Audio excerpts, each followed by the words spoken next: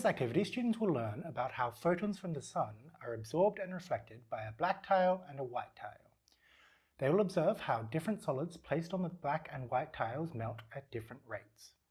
For this activity, each group will need 2 tiles or 2 pieces of card, a timer, and access to a few different solids that will melt at different temperatures.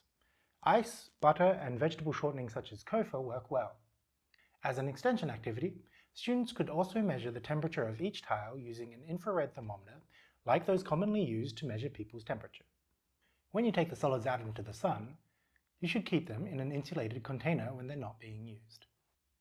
This activity will be performed outside in the sun, so ensure that all students follow the school's sun-safe guidelines. Each group should place their tiles in a convenient location in direct sunlight. When the group member with the timer is ready, students place the solids on each tile and start timing.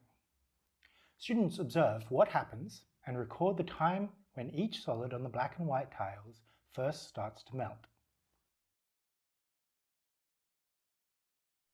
You may find that after about 15 minutes, some of the solids will not melt completely, depending on the temperature and intensity of the sunlight. Record the results on a table like this. Once each group has their results, students should clean their tiles with paper towels or dispose of the used card. In their groups, students should analyze and discuss their results.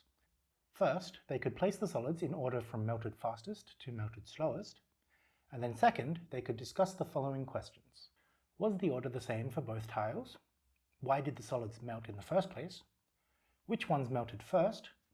And why did the solids on one tile melt faster than on the other tile?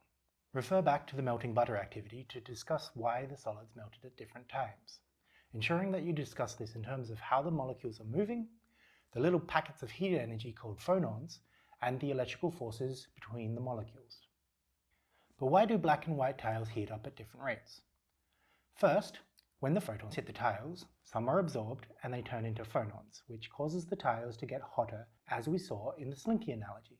Second, black tiles absorb most of the photons that hit them, which causes them to heat up quickly.